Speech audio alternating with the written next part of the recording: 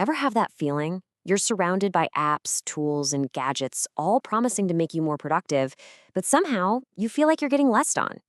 It's like you're just running faster and faster on a treadmill, going nowhere. Well, let's get into it because today we're going to unpack the hidden forces that are stealing your focus and, more importantly, how to take it back. Okay, let's just kick this off with a number that is, frankly, a little terrifying. 40%. Yeah, research shows that's how much of our productive time is just gone, lost, every single day, to something called context switching. Think about that for a second. That's almost half your workday just poof, vanishing into thin air. And oh, it gets so much worse. You know that quick glance at an email, that 1-second notification check on your phone? It's a total lie. It is never just a second. It takes, on average, over 23 minutes to get your brain fully back in the zone after one single interruption. Just one. Now, how many of those do you get in an hour? This isn't just about those external pings and dings either. This is a much bigger problem. Our actual collective ability to focus, it's shrinking. So get this. Back in the year 2000, the average human attention span was about 12 seconds. Today, it's a measly 8 seconds. We have literally trained our brains to crave distraction, always chasing that next little hit of information. So yeah, all of this, it adds up to what you can absolutely call the modern productivity crisis. We're in a constant battle against these invisible thieves that are robbing us of our two most precious resources, our time and our attention. So let's put a name to the culprits. All right, culprit number 1, context switching. And let's be super clear here. This is not multitasking.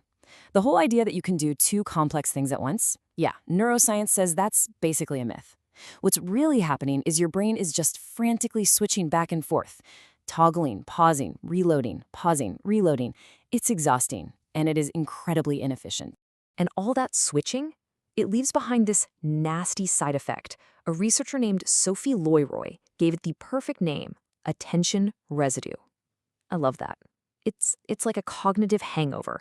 A piece of your brain is still thinking about that last email, even when you're trying to focus on the big report. You're never fully there. So this really lays out the whole battle, doesn't it? On one side, you have the myth we've all been sold, multitasking. The idea that we can juggle everything at once. But the reality, the way our brains are actually wired, is for single tasking, focusing on just one thing at a time. When you do that, you get rid of that nasty attention residue, and you can pour all your mental energy into doing great work. Okay, so we've talked a lot about the problem, the distraction, the crisis. So what's the solution? What's the antidote? Well, that brings us to this amazing concept from Cal Newport called deep work. And his whole argument is that in this crazy hyper-connected world we live in, the ability to just focus has become a genuine superpower. Let's really break this down. There are two basic modes we work in. First, there's deep work. This is the hard stuff, right? The intense, no distractions concentration on something that really stretches your brain. This is where you solve tough problems, where breakthroughs happen. And then there's shallow work. You know this stuff well. Answering emails, routine meetings, all those logistical tasks. It's the work that feels busy but doesn't really move the needle. And the danger is most of us spend our days trapped in the shallow end. I love this quote from the author Neil Stephenson. He just nails the trade-off. He says if he organizes his life for those long, uninterrupted chunks of time, he can write novels, create something of real value. What's the alternative? A bunch of emails. I mean, when you put it that way, which life do you want to live? And get this isn't just some fluffy productivity idea. This is straight up biology.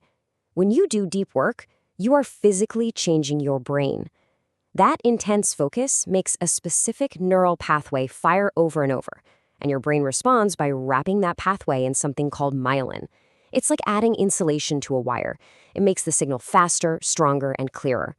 Bottom line, deep work is literally how you build talent. Okay, but I know what you might be thinking. Deep work sounds amazing, but my brain is a total mess. My life is chaos. And you're right. You can't do deep work if your mind is a cluttered, chaotic inbox. That is exactly where a system like David Allen's Getting Things Done, or GTD, becomes your best friend. It's the framework for taming the chaos so that you can finally free up the mental space to go deep. The whole GTD system really boils down to 5 simple steps. First, you capture, get everything out of your head. Second, clarify, figure out exactly what each thing is. Third, organize, put it where it belongs, on a calendar, a project list, whatever. Fourth, reflect. You got to review your lists regularly to keep them fresh. And finally, number 5 is engage. You just do. You trust your system and tackle the next thing with confidence. And the whole point of this, the ultimate goal, David Allen calls it achieving a mind like water. Think about it. You toss a pebble into a calm pond. The water ripples, that's the response, and then it goes right back to being calm. It doesn't overreact, it doesn't stay stressed. That's what GTD aims to do for your brain, give you that state of calm, responsive control. All right, so we've got the big ideas, the why. Now let's get into the how.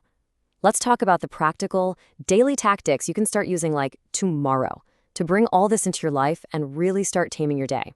First things first, you have to realize there is no one-size-fits-all way to do this. Cal Newport actually outlines 4 different styles. You've got the monastic approach, that's the hardcore version, like a writer hiding in a cabin.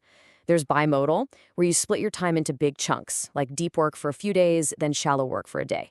The rhythmic style is about building a consistent daily habit. And finally, the journalistic approach is for people who have to snatch deep work moments whenever they can. The key is to find the one that actually works for you. Now, here's a tactic that works with any of those styles. Time blocking. And it's pretty much what it sounds like. You look at your day and you give every single minute a job. You can see it right here in this planner. Instead of working from a vague to-do list, you have a concrete, visual plan for your time. It completely shifts you from being reactive to being intentional.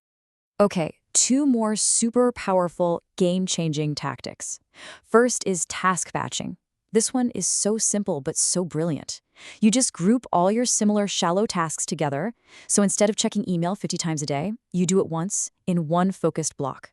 It's slashes.contact switching. The second one is eat the frog. This comes from a Mark Twain quote, and the idea is this. Your frog is your most important, high-impact task for the day. Do it first thing. Get it out of the way. If you eat your frog first, the rest of the day feels like a victory. So how do you make this all stick? You got to turn it into a game. There's a great principle from a framework called 40X, and it's simple. Keep a compelling, visible scoreboard. Seriously, it can just be a little index card on your desk where you put a tally mark for every hour of deep work you complete. There's something so motivating about seeing your progress. It builds momentum. It makes you want to keep this streak going. So let's zoom out for a second. Why does any of this really matter? This isn't just about becoming a productivity machine or cramming more tasks into your day. Not at all. This is about intentionally designing a better life, one that is less stressful, more meaningful, and more focused on what you actually care about. Because the cost of not managing this, it's huge. A life of constant distraction leads to burnout, with 42% of people saying they're experiencing it right now. It leads to 50% more errors in our work. It can literally double our anxiety levels. So this is critical for our careers, yes, but it's way more important for our mental health and our overall well-being. So we want to leave you with this one final thought. Your attention is the currency of your life. It is your single most valuable asset, and it is finite. Everything you accomplish, everything you experience, every relationship you build, it all comes down to what you choose to pay attention to. So the crucial question is, who or what is in control of yours?